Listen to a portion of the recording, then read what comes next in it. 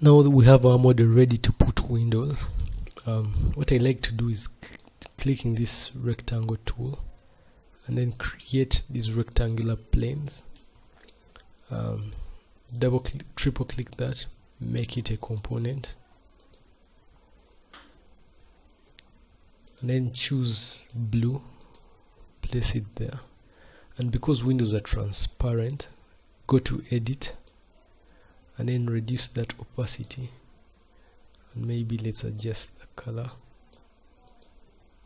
Now we have a window right there, and for all the windows of the same size we'll get that window. Now this one is quite smaller, so we select this,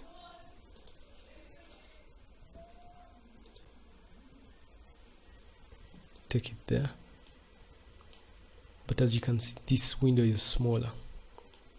Yeah, let's first rotate. So because it's smaller, right click on this and say make unique. So now this is a unique window. If you edit it, it won't affect these two. So this is a component of that, this is a component of itself. It doesn't have a copy yet. Yeah, so let's rescale this and then make a copy of that by moving along the appropriate axis. Remember, holding the arrow keys locks the item you're moving towards along that axis, and then hold Ctrl to make a copy. Ctrl to make a copy. So these are components. As you can see, one adjusting one window will affect the others. Same goes for this. And then we have another window type here.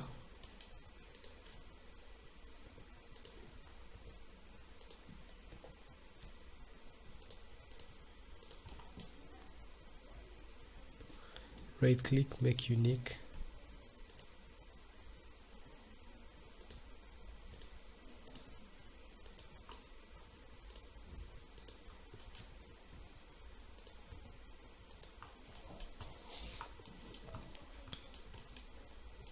And we create our door here.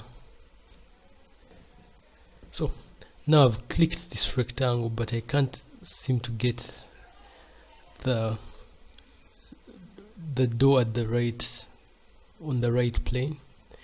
So after that one click, I want to hold one of the arrows, and you notice that the blue arrow creates the rectangle along the blue axis, green arrow creates the rectangle along the green axis, red arrow does the same along the red axis. So that's one way you can make sure you're drawing your planes right in the right axis. Triple click this, make group, and choose the paint bucket tool, hold alt to color to pick a material and apply that material. So now we have our house with these doors and windows. The entrance also had this door right there.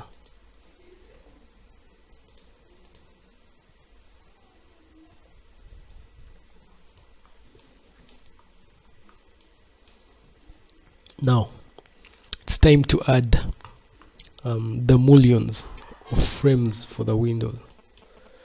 Yeah, so we have this door, this window type. Let's drag copies of. We also have this window type, bring a copy of that, and we have this window type, bring a copy of that, and we have this door type, bring a copy of that. Now enter this window. Let's create frames for these, and the way I usually do this, I select the window plane, copy it here, and then use this offset tool to offset something about 50 millimeters, and then give this a thickness, let's say about 50.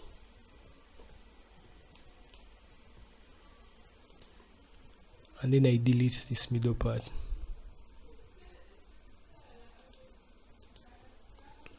Now I select this frame, or this is for the door, so the door won't have this bottom part of the frame.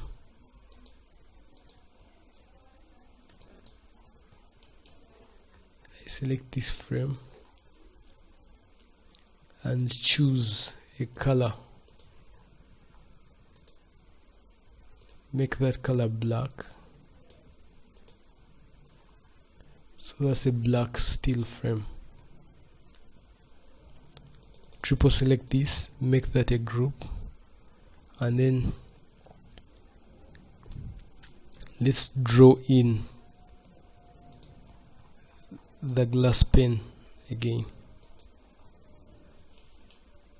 Triple click that glass pane, make it a group, and you can adjust it accordingly. Now at this point you can draw whatever window mullion type or pattern that you like.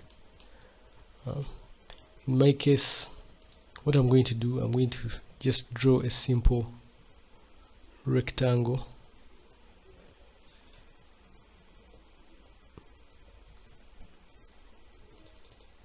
and then give it that color, make it 50 millimeters thick, and group this. Now this I'm going to use to create the divisions of this door. So I'm going to move this by 300.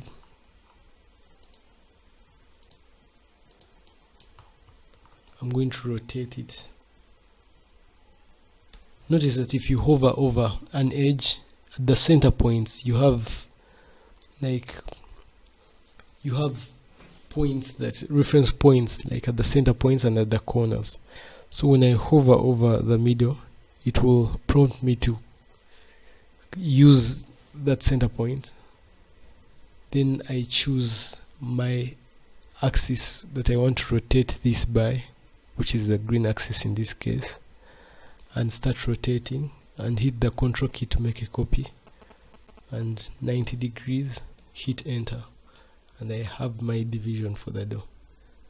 I can click that and move it to the bottom like that.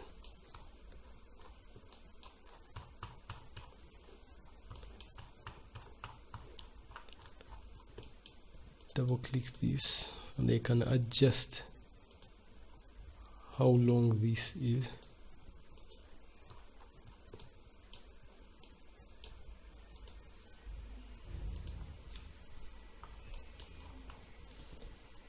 So basically this is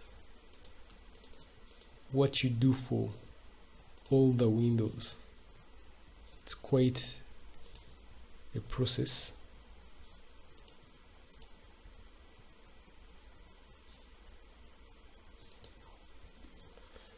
So I'm going to pause and get back to you after drawing out all these windows.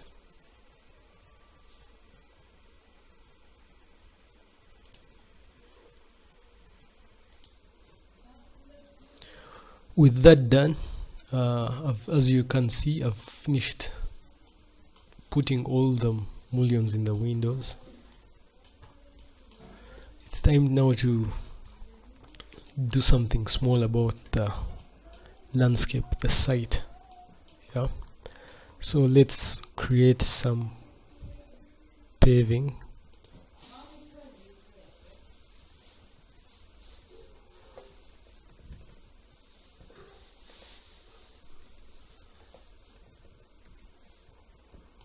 So let's imagine that our parking is on the right and someone walks to the entrance by this path.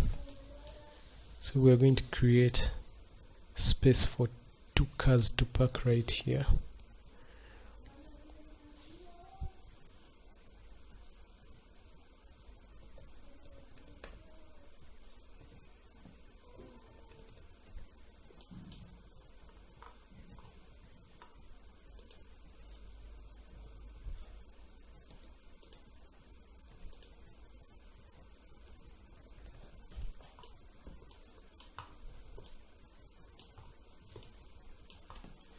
So the gate is on that end, and this is going to be a lawn. Cars come in here, 2 cars can park there, and then we have a compound lawn right here. So choose these faces, and as I said before, importing textures, you go to file, import. After, with one face selected, you go to the image. I've provided these images in week 2, so you can find this folder called material resources. Choose your texture, make sure texture is selected there, and click on import. And now we have our texture. It looks too big, so to reduce its size, use this color picker to pick that texture and go to edit, and here you're able to reduce the size of that texture.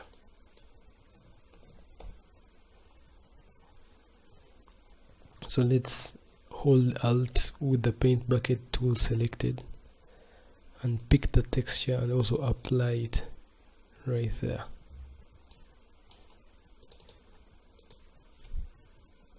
Let's adjust this.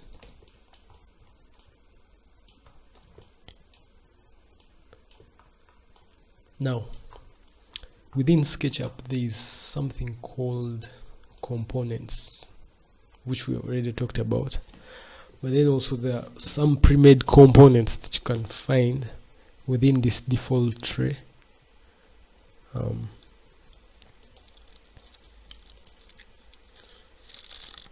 As you can see here, if you scroll, you will find things like windows, so you don't have to draw each window. You can just pick a window and apply a window and then just scale it. Yeah. You have people that you can apply to your design. You have things like plants. So the way you apply this is that you scroll in here and choose, using this arrow right here, you choose components, component sampler. Yeah, and what that does, it gives you the components that are within SketchUp that come pre-installed. So in here you will find several things. You will find like a table. Once I click that and click here, you see that it can bring that in. There's this tree. Click and click, and then I can just change its size.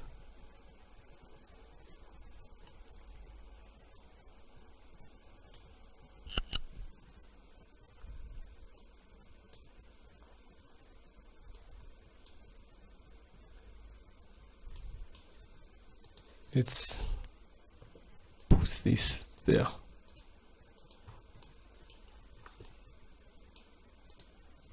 And then of course there are other ways you can get more of these components. On the SketchUp website you can download many of these. So you have a car here which looks so quirky, but you can get better ones by going to this website called the Sketchup warehouse.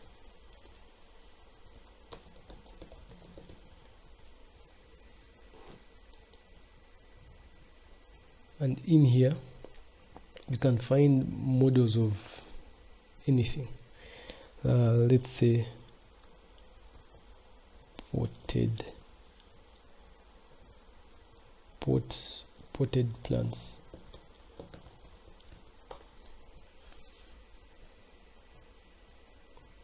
And now you have models that you can download. Just be sure to choose an appropriate version of SketchUp. So for example, if I download this, you will first need to log into your SketchUp account, which you'll have to get. And after you do that, you will be able to download all these resources.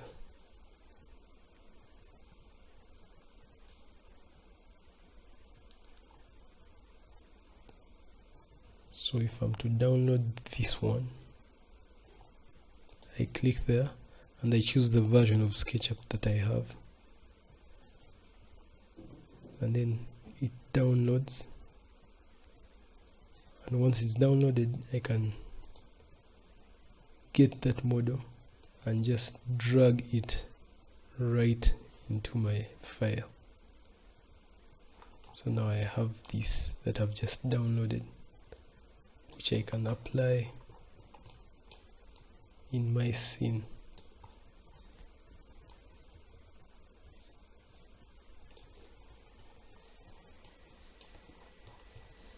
So you can get better models of complicated things like cars.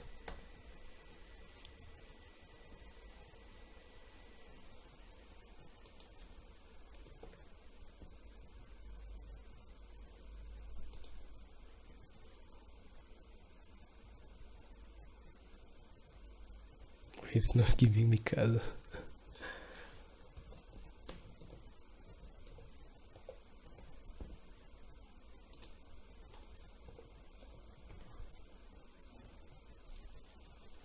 So as you can see, these are better models. And then you can also filter the size of the file. If you don't want a so heavy file.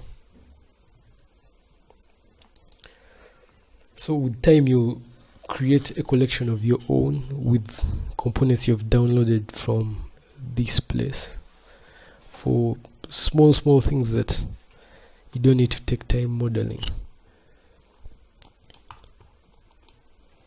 So now that we have this, it's time I showed you something called styles. And styles is a way to create quick sketches of your design to prepare for your presentation. So you find styles within this default tray, and there are many styles. There is this style called the hidden line style. There is this style. So out of these you can choose something that you like.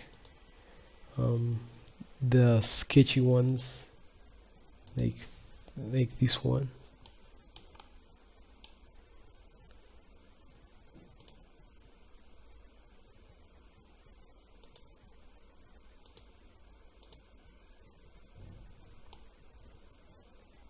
So you'll find quite interesting styles, and then of course you can export these images and use them for whatever purpose you want to use them.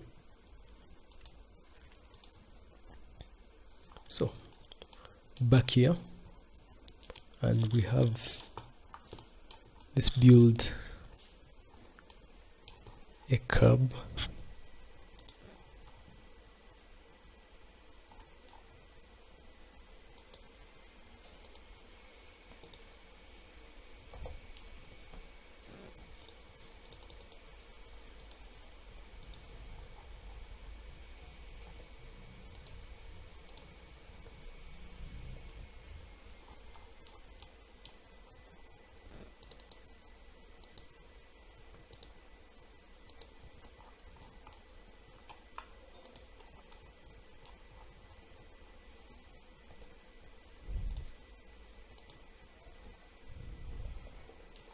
And again, all I'm doing is the same simple stuff of rotating, pushing, pulling, you know.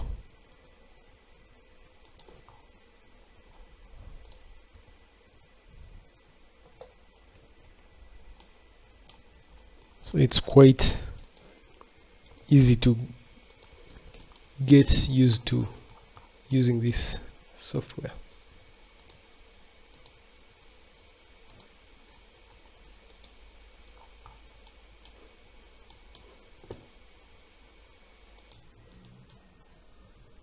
So go to week 5 folder and go to week 3 folder, session 5, and you find a SketchUp file that I already prepared that has components that we are going to use for our final image, and open that up.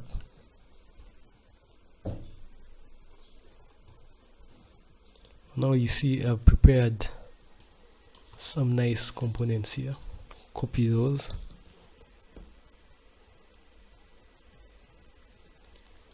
and then you can come back to our file and do edit, paste.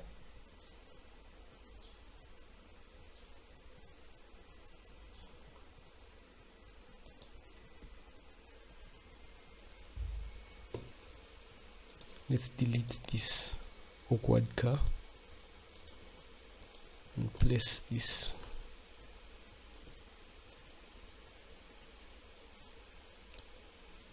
And then you can rotate it.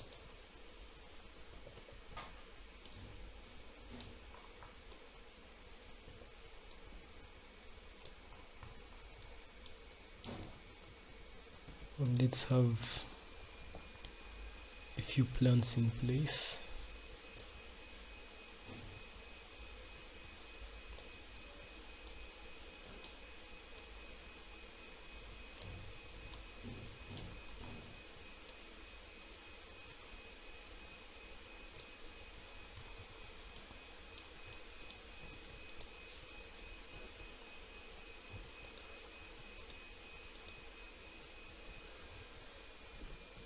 I've grouped those, and now I can rotate them so that I create another copy right there. And then maybe we have these croton plants for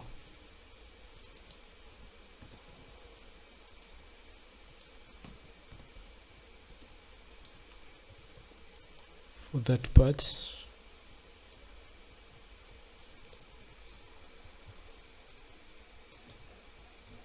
Now let's set our scene.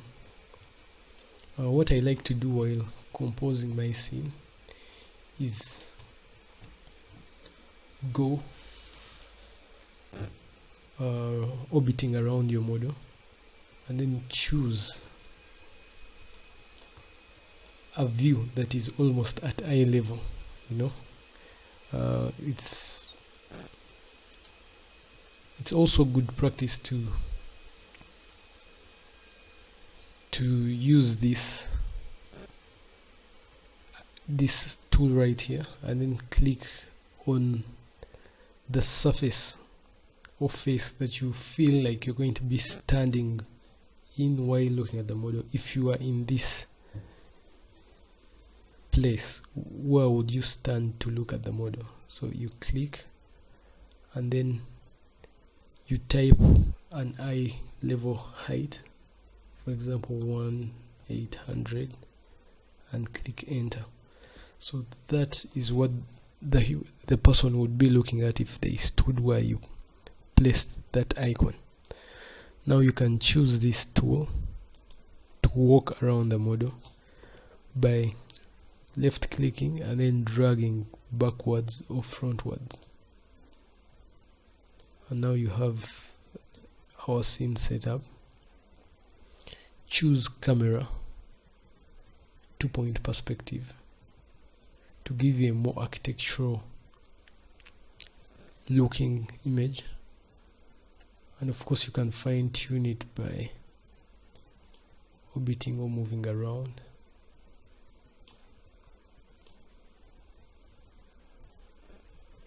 So once you get what size scene that feels comfortable for you, just go ahead to the scenes tab in the default tray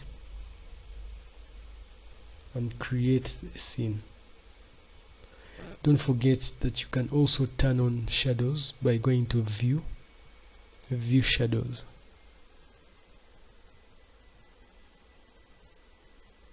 And now you have all these. Now notice that we have some shadows that are hanging in the air, and the way you fix that is by going to the shadows tab and switching off on ground. So now the shadows will be cast to faces, and you can move these shadows however you like to get your desired look. Once you're happy with that, go to your scenes tab and right click and choose update, and now this image is ready to render out. In the next video I'm going to be showing you how you can finally render out an image that is